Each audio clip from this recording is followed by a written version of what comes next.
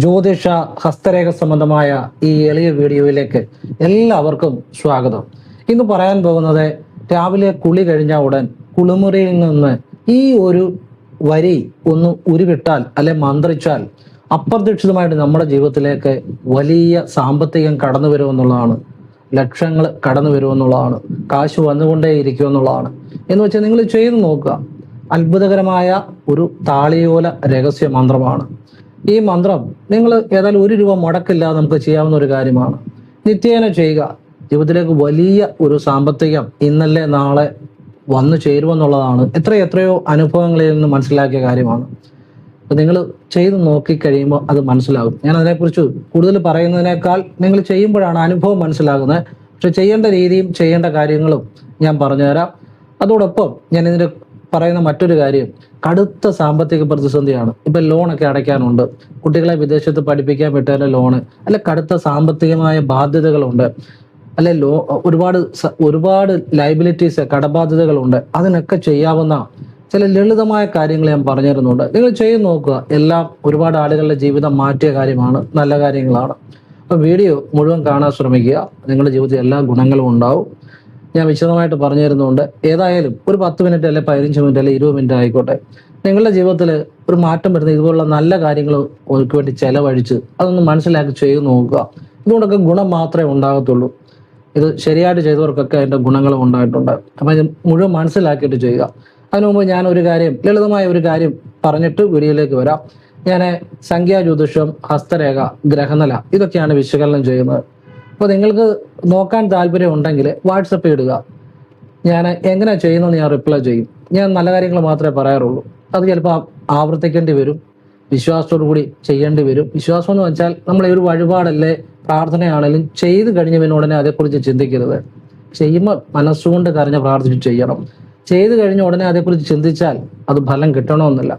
കാരണം അത് നമുക്ക് വിശ്വാസം ഇല്ലാത്തതുകൊണ്ടാണ്. അപ്പോൾ ആ ചെയ്യേണ്ട ഒരു രീതിയുണ്ട്.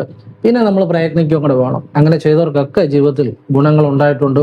എത്രയോ അനുഭവങ്ങൾ ഞാൻ വീഡിയോ പറഞ്ഞിരിക്കുന്നു. എത്രയോ ആളുകളുടെ, ഇപ്പൊ 1500 മേൽ വീഡിയോ ആയി എത്രയോ ആളുകളുടെ അനുഭവങ്ങൾ ഞാൻ പറഞ്ഞിരിക്കുന്നു. അപ്പൊ ഞാനത് വിശദമായിട്ട് പറഞ്ഞു തരുന്നുണ്ട്. അപ്പം ഇതാണ്, ഫോൺ വിളിച്ചാൽ കിട്ടത്തില്ല, നേരിട്ട് വന്നാലും നോക്കാൻ പറ്റത്തില്ല. വാട്സപ്പിൽ ഇടുക, ഫ്രീ ആകുമ്പോൾ ഞാൻ റിപ്ലൈ തരും. അപ്പൊ ചെയ്യുന്ന രീതി പറയും. കേട്ടിട്ട് നിങ്ങൾക്ക് ആവശ്യമുണ്ടെങ്കിൽ ചെയ്യാല്ല, ചെയ്യാതിരിക്കുക. സാഹചര്യം പറഞ്ഞതേ ഉള്ളൂ. കാരണം പുതിയതായിട്ട് വീഡിയോ കാണുന്നവരുണ്ടായിരിക്കും, ആ നിലയിൽ പറഞ്ഞതാണ്.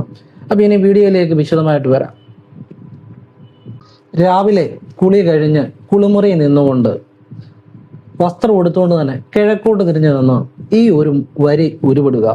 ഈ വരി ഞാനീ പറഞ്ഞു തരുന്ന പോലെ നിങ്ങൾക്ക് ആരും പറഞ്ഞു തരത്തില്ല. കാരണം എന്നാന്ന് ചോദിച്ചു കഴിഞ്ഞാൽ ഇതൊരു പ്രത്യേക രീതിയിലാണ് ഉരുവിടുന്നത്.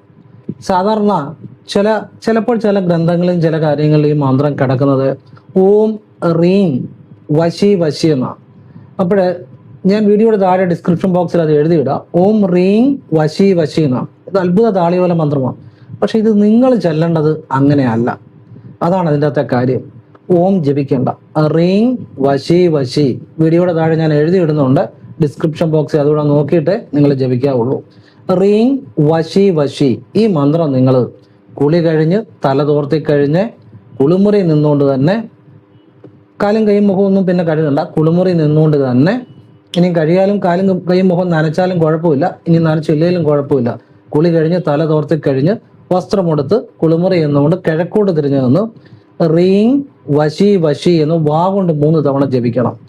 ഇത് ജപിക്കുമ്പോൾ നിങ്ങളുടെ നട്ടലിന്റെ താഴേന്നും മുകളിലേക്കൊരു മഞ്ഞ നിറത്തിലുള്ള പ്രകാശം സഞ്ചരിച്ച് ഉച്ചിയിൽ വന്ന് അത് നിങ്ങളുടെ ചുറ്റും പരക്കുന്നതായിട്ട് സങ്കല്പിച്ച് കണ്ണു തുറന്ന് കൊണ്ട് ജപിക്കണം. ഇത് ജപിച്ചു കഴിഞ്ഞ് അപ്പൊ ഈ കുളിമുറിയിലോട്ട് കയറുമ്പോൾ നിങ്ങൾ എപ്പോഴും ഇടതുകാല് വെച്ച് കയറണം. ഇറങ്ങുമ്പോഴാണ് വലതുകാല് വെച്ച് ഇറങ്ങണം. ഇത് എന്തിനാന്ന് ചോദിച്ചാൽ, ഇടതുകാല് വെച്ച് കുളിമുറിയിലോട്ട് കയറുമ്പോൾ നെഗറ്റീവ് എനർജികൾ നമ്മളെ ബാധിക്കത്തില്ല. വലതുകാല് വെച്ച് ഇറങ്ങുകയും ചെയ്യുമ്പോൾ അതൊരു ശരനൂൽ രഹസ്യമാണ് കേട്ടോ. അങ്ങനെ ചെയ്യുക.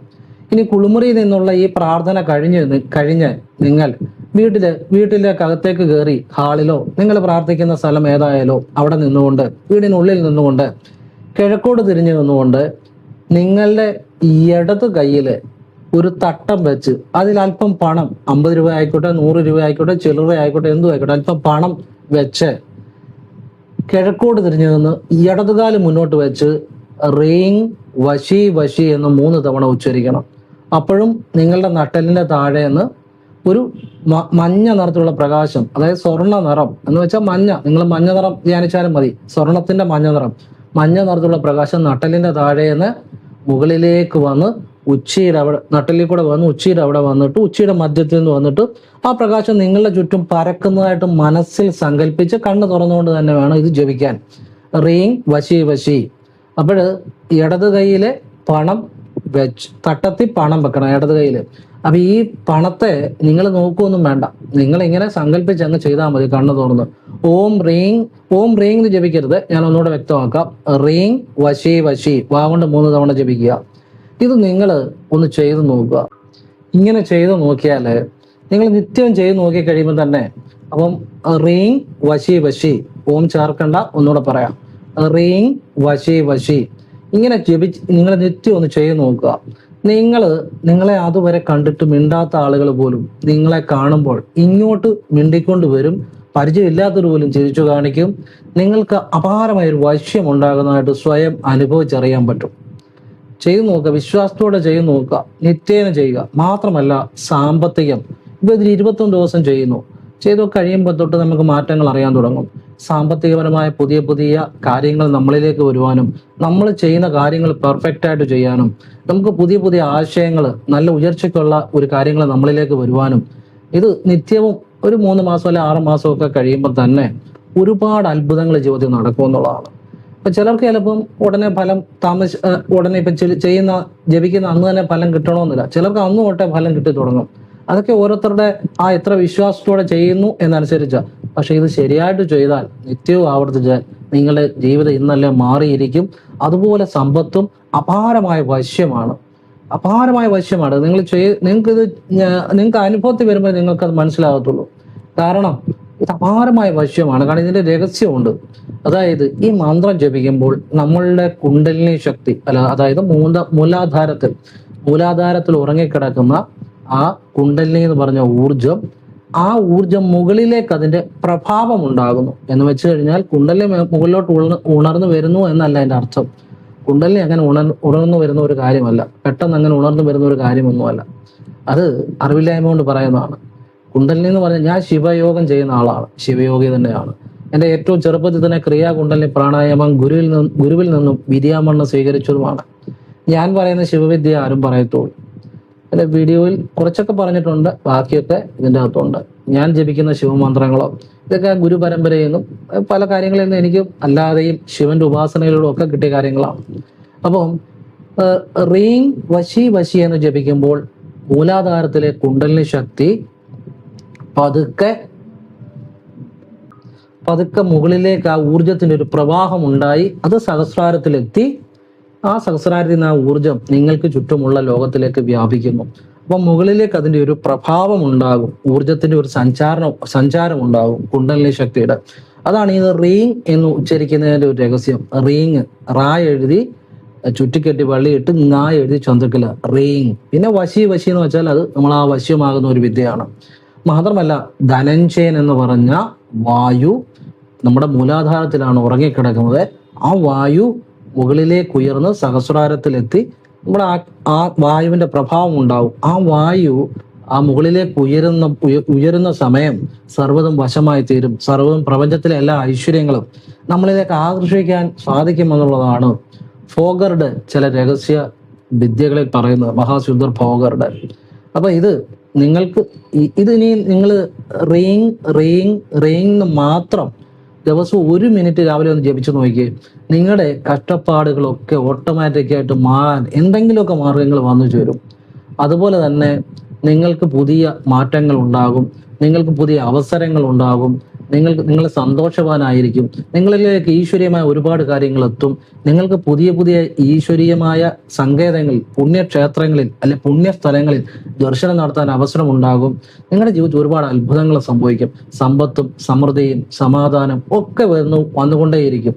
ദിവസവും റീങ് വാഗൊണ്ട് 1 മിനിറ്റ് രാവിലെ ജപിക്കുക. നിങ്ങൾ ചെയ്തു നോക്കുക. നമുക്ക് ചെയ്തു നോക്കിയാലല്ലേ അറിയത്തുള്ളൂ ഒരു കാര്യം. ഇതൊക്കെയാണ് അറിയേണ്ട കാര്യങ്ങൾ, ഇതൊക്കെയാണ് ചെയ്യേണ്ട കാര്യങ്ങൾ. അല്ല ചുമ്മാ കുറെ കാര്യങ്ങൾ മനസ്സിലാക്കുക, അതും ഇതും ചെയ്യുക, അങ്ങനെയൊന്നും ജീവിതം മാറത്തില്ല. ചില കാര്യങ്ങളുണ്ട്. ഞാൻ ക്രിയാകുണ്ടലിനി പ്രാണായാമം ഗുരുവിൽ നിന്ന് സ്വീകരിച്ചപ്പോൾ, ഞാൻ ആ ഗുരുവിൽ നിന്ന് ശരിയായിട്ടുള്ള ഒരു വിദ്യ സ്വീകരിച്ചപ്പോഴാണ് എനിക്ക് എൻ്റെ അനുഭവം ഉണ്ടായത്. അല്ലാതെ ചുമ്മാ കുറേ ചെയ്തിട്ടൊന്നും കാര്യമില്ല. കറക്റ്റ് വേയിൽ എന്ത് ചെയ്താലും അത് ഫലമുണ്ടാവും. അത് ഒരു നമശിവായ ആണെങ്കിൽ പോലും ചൊല്ലേണ്ട രീതിയിൽ ചൊല്ലിയാൽ, ധ്യാനിക്കേണ്ട രീതിയിൽ ധ്യാനിച്ചാൽ, അറിയേണ്ട രീതിയിൽ അറിഞ്ഞാൽ അത് മാത്രം മതി. ജീവിതത്തിൽ ഒരുപാട് അറിവ് നേടുന്നതിലൊന്നും ഒരു കാര്യമില്ല. നമുക്ക് വേണ്ട കാര്യങ്ങൾ അറിയുക, അത് ശരിയായിട്ട് മനസ്സിലാക്കുക, അതിനെ ശരിയായിട്ട് ചെയ്യുക എന്നുള്ളതാണ് ജീവിതത്തിൽ നമുക്ക് വേണ്ടതെല്ലാം നമ്മളിലേക്ക് എത്തിച്ചേരും എന്നുള്ളതാണ്. അതായത് കടം കൊണ്ട് ഇപ്പം വളരെ ബുദ്ധിമുട്ടുന്നു, വളരെ സാമ്പത്തികമായ കടുത്ത പ്രതിസന്ധിയാണ്, ലോൺ അടയ്ക്കാൻ പറ്റുന്നില്ല, അല്ലെങ്കിൽ ബാങ്കിൽ ജപ്തി വരുന്നു, അല്ലെങ്കിൽ ഒരുപാട് പ്രശ്നങ്ങൾ ആളുകൾക്ക് കൊടുക്കാനുണ്ട് ഒക്കെ ആണെങ്കിൽ ഒരു 2-3 ലളിതമായ കാര്യങ്ങൾ ഞാൻ പറഞ്ഞുതരാം. നിങ്ങൾ ചെയ്ത് നോക്കുക. അതായത് തിങ്കളാഴ്ച ദിവസങ്ങളിൽ ശിവക്ഷേത്രത്തിൽ പോയി നിങ്ങളൊരു നെയ്വിളക്ക് തെളിയിച്ച് നമശിവായ ഓം ചേർക്കാതെ, അതിലാണ് കാര്യം ഇരിക്കുന്നത്. നമുക്കെല്ലാം അറിയാം, പക്ഷെ എന്നാൽ ചില രീതികളുണ്ട്. ആ ചില രീതിയിൽ ചില കാര്യങ്ങൾ ചെയ്യുമ്പോഴാണ് മാറ്റം ഉണ്ടാകുന്നത്. ഓം ചേർക്കാതെ നമശിവായ എന്ന് ജപിച്ച് നെയ്വിളക്ക് ഭഗവാന് സമർപ്പിച്ച് മനസ്സുകൊണ്ട് കരഞ്ഞ് പ്രാർത്ഥിച്ച് സാമ്പത്തികം പ്രാർത്ഥിച്ച് നടക്കി വെക്കുക. ഇത് തിങ്കളാഴ്ചകൾ സാധിക്കുന്ന പോലെ ആവർത്തിക്കുക. നിങ്ങളുടെ ജീവിതത്തിലേക്ക് വലിയ ഐശ്വര്യങ്ങളും സമ്പത്തും കടന്നു വരും. വിശ്വാസത്തോടെ ചെയ്യുക. പിന്നെ നമ്മൾ പ്രയത്നിക്കുകയും കൂടെ ചെയ്യണം. പ്രയത്നം എന്ന് പറയുന്നതും ഒരു ഈശ്വര സേവ തന്നെയാണ്. നമ്മൾ എന്തായാലും നമ്മളോട് പ്രയത്നങ്ങൾ ഉണ്ടാകുമ്പോഴാണ് ജീവിതം മാറുന്നത്. പക്ഷേ ഈശ്വരാധീനം ഉണ്ടാകുമ്പോൾ നമുക്ക് വഴികൾ തുറന്നു കിട്ടുമെന്നുള്ളതാണ് പറയുന്നത്. രണ്ടാമത്തെ കാര്യം, വെള്ളിയാഴ്ചകൾ ഭദ്രകാളി ക്ഷേത്രത്തിൽ കുങ്കുമം മേടിച്ച് അതിൻ്റെ കൂടെ ഭാഗ്യസൂക്ത പുഷ്പാഞ്ജലിയും കൂടെ കയ്യിൽ പിടിച്ച്, ഒരു ചെറിയ ഡെപ്പി കുങ്കുമം മേടിച്ച് ഭാഗ്യസൂക്ത പുഷ്പാഞ്ജലിയും കൂടെ കയ്യിൽ പിടിച്ച് അമ്മയോട് മനസ്സുകൊണ്ട് കരഞ്ഞ് പ്രാർത്ഥിച്ച ഭദ്രകാളി അമ്മയോട് രാവിലെ ഒരു 6-നും 7-നും ഇടയ്ക്ക് പോയി മനസ്സുകൊണ്ട് സാമ്പത്തികം കരഞ്ഞ് പ്രാർത്ഥിച്ച് അമ്മയെ വിശ്വസിച്ച് നടക്കി വെക്കുക. ഏത് വഴിപാടാണെങ്കിലും വെച്ച് കഴിഞ്ഞാൽ പിന്നെ ഉടനെ അതേക്കുറിച്ച് ചിന്തിക്കരുത്. ഇത് സാധിക്കുന്ന പോലെ വെള്ളിയാഴ്ചകൾ ആവർത്തിക്കുക. ഇപ്പം ഞാൻ 2 കാര്യം പറഞ്ഞു. ഈ 2 കാര്യങ്ങളും ഒരാൾ ചെയ്യണമെന്നല്ല പറഞ്ഞത്, പിന്നെ ആവശ്യമുള്ളവർക്ക് ചെയ്യാം. ഈ 4 കാര്യം പറയുന്ന ഏതെങ്കിലും ഒന്ന് ആവർത്തിക്കുക. ഇനി ഈ 2 കാര്യങ്ങൾ ചെയ്യണമെന്നുകൊണ്ട് ചെയ്യാം, നിങ്ങളുടെ ഇഷ്ടം. മൂന്നാമത്തെ കാര്യം, ഞായറാഴ്ച മുരുകക്ഷേത്രത്തിൽ ഭഗവാന് നെയ്വിളക്ക് ഓം ശരവണ ഭവ ജപിച്ച് നെയ്വിളക്ക് 6 വലത്ത് വെച്ച് 6ാമത്തെ വലത്തിന് നെയ്വിളക്ക് തെളിയിച്ചാലും മതി. ഭഗവാനെ എനിക്ക് സാമ്പത്തികം നൽകണമെന്ന് പറഞ്ഞ് നടക്കി വെക്കുക. വിശ്വാസത്തോടെ ചെയ്യുക. മനസ്സുകൊണ്ട് കരഞ്ഞ് പ്രാർത്ഥിച്ചു വെക്കുക. പിന്നെ വെച്ച് കഴിഞ്ഞാൽ ഉടനെ അതേക്കുറിച്ച് ചിന്തിക്കരുത്. ഇത് ഞായറാഴ്ചകളിൽ മുരുകനൊന്ന് ചെയ്ത് നോക്കിയേ. ഇപ്പം ഈ 3 കാര്യങ്ങൾ സാമ്പത്തികം പെട്ടെന്ന് വരുന്ന കാര്യങ്ങളാണ്. സാമ്പത്തികമായി പെട്ടെന്ന് അഭിവൃദ്ധി വരുന്ന കാര്യങ്ങളാണ്. ജീവിതത്തിൽ മാറ്റങ്ങൾ വരുന്ന കാര്യങ്ങളാണ്. കടബാധ്യതകൾ മാറുന്ന കാര്യങ്ങളാണ്. അപ്പം ഇതിലെ 3 കാര്യങ്ങൾ ഒരാൾ ചെയ്യണ്ട. നിങ്ങളെക്കൊണ്ട് പറ്റുന്ന ഒരു കാര്യം ചെയ്യുക. അത് സാധിക്കുന്ന പോലെ അത് ആവർത്തിക്കാൻ ശ്രമിക്കുക. പിന്നെ ഹനുമാൻ സ്വാമിക്ക് ഈ വെറ്റിലമാലയും ഒരു നാളികേരവും കൂടെ ചൊവ്വാഴ്ചയും വെള്ളിയാഴ്ചയും ഒന്ന് സമർപ്പിച്ച് സാമ്പത്തികം ആവശ്യപ്പെട്ട് നോക്കിക്കേ. സാമ്പത്തികം വരും. വിശ്വാസത്തോടെ ചെയ്യണമെന്ന് മാത്രം. സാധിക്കുന്ന പോലെ ആവർത്തിക്കണം. നല്ല രീതിയിൽ സാമ്പത്തികം വരും. അപ്പം ഇതൊക്കെ ലളിതമായി ചെയ്യാവുന്ന കാര്യങ്ങളാണ്. പക്ഷേ വിശ്വാസത്തോടെ ചെയ്തവർക്ക് ഫലം ഉണ്ടായിട്ടുള്ള കാര്യങ്ങളാണ്. അപ്പം നിങ്ങളുടെ ആവശ്യം പോലെ അത് ആവർത്തിക്കുക എന്നുള്ളതാണ്. നമ്മൾ കിടന്ന് ഉറങ്ങുന്ന റൂമിൽ അല്ലെങ്കിൽ ഒരു ഓഫീസാണെങ്കിൽ നമ്മളെപ്പോഴും കാണുന്ന ഭിത്തിയിൽ ക്ലീം ശിവായ നമ എന്ന് എഴുതി ഒരു പേപ്പറിൽ എഴുതി വെക്കുക. നമുക്ക് കാണാവുന്ന രീതിയിൽ അത് നമ്മൾ എപ്പോഴും കാണുന്ന ഒരു സ്ഥലത്തായിരിക്കണം. അപ്പം നിങ്ങളിത് പരീക്ഷിച്ച് നോക്കുക. നിങ്ങളുടെ ജീവിതത്തിൽ വരുന്ന മാറ്റങ്ങൾ അപ്പം എന്താണെന്ന് അറിയാൻ പറ്റും. ഇനിയും അതോടൊപ്പം നിങ്ങൾ ഹൃദയത്തിലൊരു കറുത്ത ശിവലിംഗം ധ്യാനിച്ചിട്ട് ക്ലീം ശിവായ നമ മനസ്സിൽ കൂടെ ഫ്രീ ആയിട്ടിരിക്കുമ്പോൾ ജപിക്കുക. ഒരുപാട് അത്ഭുതങ്ങൾ നിങ്ങളുടെ ജീവിതത്തിൽ സംഭവിക്കും എന്നുള്ളതാണ്. അതായത് നിങ്ങൾ എത്ര ശ്രമിച്ചിട്ട് നടക്കാത്ത കാര്യങ്ങൾ, അത്ഭുതകരമായ കാര്യങ്ങൾ നിങ്ങളുടെ ജീവിതത്തിൽ നടക്കും എന്നുള്ളതാണ്.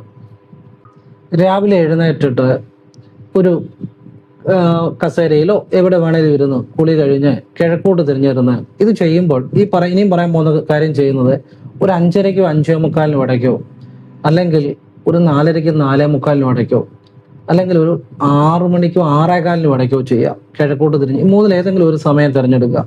കിഴക്കോട്ട് തിരിഞ്ഞിരുന്ന് സർവമംഗള മംഗല്യേ ശിവേ സർവാർത്ഥ സാധികേ ശരണ്യേ ത്രയംബകേ ഗൗരി നാരായണീ നമസ്തുതേ. ഇത് നിങ്ങളൊരു 11 തവണയൊന്ന് ജപിച്ചു നോക്കുക. നിങ്ങൾ എത്ര കടബാധ്യതകളും ദുരിതങ്ങളും കലഹങ്ങളും വഴക്കുകളും എന്തും ആയിക്കോട്ടെ നിങ്ങളുടെ ജീവിതത്തിൽ മാറുമെന്നുള്ള കാര്യത്തിൽ യാതൊരു സംശയം വേണ്ട. എഴുതി വെച്ചു. നിത്യേന ചെയ്യുക. അപ്പൊ നിങ്ങൾ ചോദിക്കും ഇതിന് ശുദ്ധി അശുദ്ധിയൊക്കെ ഉണ്ടോ എന്ന്. ഞാൻ സത്യസന്ധമായിട്ട് പറയാം, നിങ്ങളുടെ മനസ്സിൽ ശുദ്ധമായിട്ട് ചെയ്താൽ മതി, ഒരു കുഴപ്പമില്ല, ഇന്നും ചെയ്യാം, യാതൊരു നിഷ്ഠയും ഇതിനില്ല. നിങ്ങളുടെ മനഃശുദ്ധി മാത്രം മതി. മനഃശുദ്ധിക്കകത്ത് ഒരുപാട് കാര്യങ്ങളുണ്ട്. അതായത് ഈ എൻ്റെ ഒരു വീഡിയോ ഫോളോ ചെയ്യുന്ന ഒരാൾ ഈയിടെ ഇവിടെ വന്നപ്പോൾ അവര് പറഞ്ഞു, പലരും പറയും ഇപ്പം ചിലപ്പോൾ ശുദ്ധി ഇല്ലാത്തപ്പോൾ അത് ചെയ്യരുത്, ഇത് ചെയ്യുന്നൊക്കെ. അതൊക്കെ ശരിയോ തെറ്റോ എന്ന് ഞാൻ പറയുന്നില്ല, അതൊക്കെ അവനവൻ്റെ ഇഷ്ടം പോലെ ചെയ്യാം. പിന്നെ ചില കാര്യങ്ങൾ നമ്മൾ പാലിക്കുന്നത് നല്ലതാണ്. ചില മന്ത്രങ്ങൾ ഈ അശുദ്ധിയുള്ളപ്പം ചെയ്യാൻ പാടില്ല. എങ്കിൽ തന്നെയും നമ്മൾ നമ്മുടെ മനഃശുദ്ധി എന്ന് പറഞ്ഞൊരു പ്രധാന ഘടകമുണ്ട്. അപ്പൊ ഇപ്പൊ ഞാനീ പറഞ്ഞ ഒരു സ്തുതി ശുദ്ധി അശുദ്ധി ഒന്നും അതിന് ബാധകമല്ല. അത് എപ്പം വേണേലും നിങ്ങൾക്ക് ജപിക്കാം. പിന്നെ ഏത് മന്ത്രം ജപിച്ചാലും മനഃശുദ്ധി പ്രധാനമാണ്. ആ മനഃശുദ്ധി ഉണ്ടെങ്കിലേ അത് ഫലം ഉണ്ടാകത്തുള്ളൂ. മനഃശുദ്ധി എന്ന് പറഞ്ഞാൽ മനഃശുദ്ധി ഉണ്ടാകുന്നതിന് ചില കാര്യങ്ങളുണ്ട്. എന്താണെന്നറിയോ? ഒന്ന് കേട്ടുകൊള്ളുക. അതായത് വെറുതെ മനഃശുദ്ധി ഉണ്ടാകത്തില്ല. എൻ്റെ മനസ്സിൽ ഇപ്പം ശുദ്ധി ഉണ്ടെന്ന് വിചാരിച്ചാൽ ഒന്നും മനഃശുദ്ധി ഉണ്ടാകത്തില്ല. ഒന്നാമത്തെ കാര്യം, നമ്മൾ ഏതെങ്കിലും കാര്യങ്ങൾ, നമ്മൾ ഉപയോഗിക്കുന്ന ഏതെങ്കിലും കാര്യങ്ങൾ, അല്ലെങ്കിൽ നമ്മൾ മനസ്സ് നിറഞ്ഞ ഏതെങ്കിലും കാര്യങ്ങൾ മറ്റു ആർക്കെങ്കിലും ഒരാൾക്ക് സമർപ്പിക്കുമ്പോൾ, ഇപ്പം നമ്മൾ ക്ഷേത്രത്തിൽ പോകുമ്പോൾ നമ്മൾ നമ്മുടെ മനസ്സ് നിറഞ്ഞ് വഴിപാട് സമർപ്പിക്കുന്നു. മനസ്സ് നിറഞ്ഞാണെങ്കിൽ മനഃശുദ്ധി ഉണ്ടാവും. പിന്നെ നമ്മൾ ആരെങ്കിലും സഹായിക്കുന്നു, നമ്മൾ യാതൊരു ഫലവും പ്രതീക്ഷിക്കാതെ മനഃശുദ്ധിയോടുകൂടിയാണെങ്കിൽ, നമ്മൾ മനസ്സ് നിറഞ്ഞാണെങ്കിൽ നമുക്ക് മനഃശുദ്ധി ഉണ്ടായി വരും.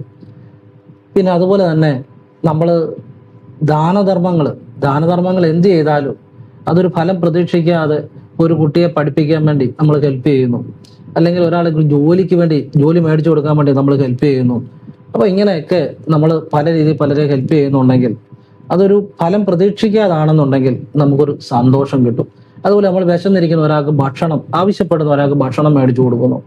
അപ്പോൾ അത് നമ്മൾ ഒന്നും പ്രതീക്ഷിക്കാതാണെങ്കിൽ നമ്മുടെ മനസ്സിൽ ഒരു സന്തോഷം ഉണ്ടായി വരും. അത് ഓട്ടോമാറ്റിക്കായിട്ട് ഉണ്ടാകുന്നതാണ്. ആ ഓട്ടോമാറ്റിക്കായിട്ട് ഉണ്ടാകുന്നതാണ് ആ സന്തോഷമാണ് നമ്മുടെ ഹൃദയശുദ്ധി എന്ന് പറയുന്നത്. അത് അങ്ങനെ ഉണ്ടായി വരേണ്ടതാണ്. നമ്മളൊരു കാര്യം ഒരാൾക്ക് നൽകുന്നതിലൂടെയോ നിസ്വാർത്ഥമായ ഒരു സേവനം ചെയ്യുന്നതിലൂടെയോ ഓട്ടോമാറ്റിക്കായിട്ട് ഉള്ളിൽ നിന്നുണ്ടായി വരുന്ന ആ ഒരു സന്തോഷത്തിനെയാണ് നമ്മൾ മനഃശുദ്ധി എന്ന് പറയുന്നത്. ആ മനഃശുദ്ധി അങ്ങനെ ചെയ്യുമ്പോഴേ ഉണ്ടാകത്തുള്ളൂ. അല്ലാതെ എനിക്ക് മനഃശുദ്ധി ഉണ്ടേ എന്ന് പറഞ്ഞാലൊന്നും അത് ഉണ്ടാകത്തില്ല. അപ്പോൾ നമ്മുടെ ഏതെങ്കിലും ഒരു പ്രവൃത്തിയിലൂടെയാണ് അത് ഉണ്ടായി വരേണ്ടത്. അപ്പം അങ്ങനെ മനഃശുദ്ധിയോടുകൂടി നമ്മളെ കൊണ്ട് പറ്റുന്ന പോലെ ദാനധർമ്മങ്ങൾ ചെയ്യുക. ഈശ്വരന് ഒരു കാര്യം സമർപ്പിച്ചാൽ പോലും ക്ഷേത്രത്തിൽ പോയി അത് നിസ്വാർത്ഥമായി എന്ന് വെച്ച് കഴിഞ്ഞാൽ ആ മനസ്സ് നിറഞ്ഞ് സമർപ്പിക്കുക. ഇങ്ങനെ ചെയ്യുമ്പോൾ ഉണ്ടാകുന്ന ഒരു മനഃശുദ്ധി, ആ മനഃശുദ്ധിയോടുകൂടി എന്ത് പ്രാർത്ഥന ചെയ്താലും എന്ത് വഴിപാട് ചെയ്താലും അത് നമ്മുടെ ജീവിതത്തിൽ മാറ്റം ഉണ്ടാവും. ബാക്കി കാര്യങ്ങളൊക്കെ അതിനൊക്കെ അപ്പുറത്താണ് മനഃശുദ്ധി എന്ന് പറയുന്നത്. പിന്നെ ചിട്ടകൾ പാലിക്കേണ്ട ചില മന്ത്രങ്ങളുണ്ട്, അതിനൊക്കെ പാലിക്കണം. അത് ശുദ്ധിയില്ലാത്തവൻ ജപിക്കരുത്, അതൊക്കെ ഉണ്ട്. എങ്കിലും ഞാനിപ്പം പറയുന്നത് അങ്ങനെ ഏത് സമയത്തും ജപിക്കാവുന്ന മന്ത്രങ്ങളെ ഞാൻ പറയാറുള്ളൂ. അപ്പോൾ അങ്ങനെ ജപിക്കാവുന്ന മന്ത്രങ്ങളാണെങ്കിൽ പോലും മനഃശുദ്ധി പ്രധാനമാണ്. മനഃശുദ്ധി ഉള്ളപ്പോഴാണ് ഈശ്വരനുമായിട്ട് നമ്മുടെ മൈൻഡ് ഈശ്വരനിലേക്ക് ചെല്ലത്തുള്ളൂ. നമ്മുടെ ഉള്ളിലെ ബോധം പ്രപഞ്ചബോധവുമായി കണക്ട് ആകണമെന്നുണ്ടെങ്കിൽ നമ്മുടെ ഹൃദയം അതുപോലെ ശുദ്ധമായിരിക്കണം. അപ്പോഴേ ഈശ്വരനുമായിട്ട് കണക്ട് ആകത്തുള്ളൂ. ഇപ്പം എനിക്ക് അഹങ്കാരമുണ്ട്, എനിക്ക് അസൂയയുണ്ട്, എനിക്ക് കുശുമ്പുണ്ട്, എനിക്ക് നിരാശയുണ്ട്, എനിക്ക് അമിതമായ ആഹ്ലാദമുണ്ട്, ഇതൊക്കെ ഉണ്ടെങ്കിൽ അതെൻ്റെ വികാരങ്ങളാണ്. അതൊന്നും ഞാനല്ല, ഞാൻ ശുദ്ധമായ ബോധം മാത്രമാണ്. അപ്പൊ ഈ വികാരങ്ങൾ, ഈ അഹങ്കാരവും അഭിമാനവും അല്ലെങ്കിൽ നിരാശയും ഇതെല്ലാം ഇല്ലാതെ ഒരു കുട്ടിയുടെ നിഷ്കളങ്കമായ മനസ്സോടുകൂടി ഞാൻ ചെയ്യുന്ന പ്രാർത്ഥനകളും ഞാൻ ചെയ്യുന്ന വഴിപാടുകളുമാണ് പെട്ടെന്ന് ഫലം കിട്ടുന്നത്, ഈശ്വരനിലെത്തുന്നു. ബാക്കിയൊക്കെ എൻ്റെ വികാരങ്ങളാണ്. ആ വികാരങ്ങളിൽ നിൽക്കുന്ന ഞാൻ പല കാര്യങ്ങളും ചെയ്യുമ്പോൾ അത് ഈശ്വരനിൽ ഉടനെ എത്തണമെന്നില്ല. കാരണം എന്നാന്ന് ചോദിച്ചു കഴിഞ്ഞാൽ ഈശ്വരൻ ശുദ്ധമായ ബോധമാണ്. നമ്മുടെ ഉള്ളിൽ ശുദ്ധമായ ഒരു ബോധമാണ്. ഒരു കുട്ടിയുടെ നിഷ്കളങ്കമായ മനസ്സോടുകൂടി അഹങ്കാരവും അഭിമാനവും ഒന്നുമില്ലാതെ ആ ഒരു പ്രാർത്ഥിക്കുമ്പോഴെങ്കിലും നിഷ്കളങ്കമായ മനസ്സുകൊണ്ട് പ്രാർത്ഥിക്കുമ്പോഴാണ് നമ്മുടെ മനസ്സിൽ ശുദ്ധബോധം ഉണ്ടാകുകയും നമ്മൾ ആ പരമേശ്വരനുമായിട്ട് കണക്ട് ആവുകയും ചെയ്യുന്നത്. പരമേശ്വരൻ ശുദ്ധമായ ബോധം തന്നെയാണ്. എല്ലാവരെയും ഈശ്വരൻ അനുഗ്രഹിക്കട്ടെ. ഓം കൃഷ്ണായ നമഃ. ശിവോഹം ശിവ ശിവ. ഓം നർപ്പവി നർപ്പവി നർപ്പവി.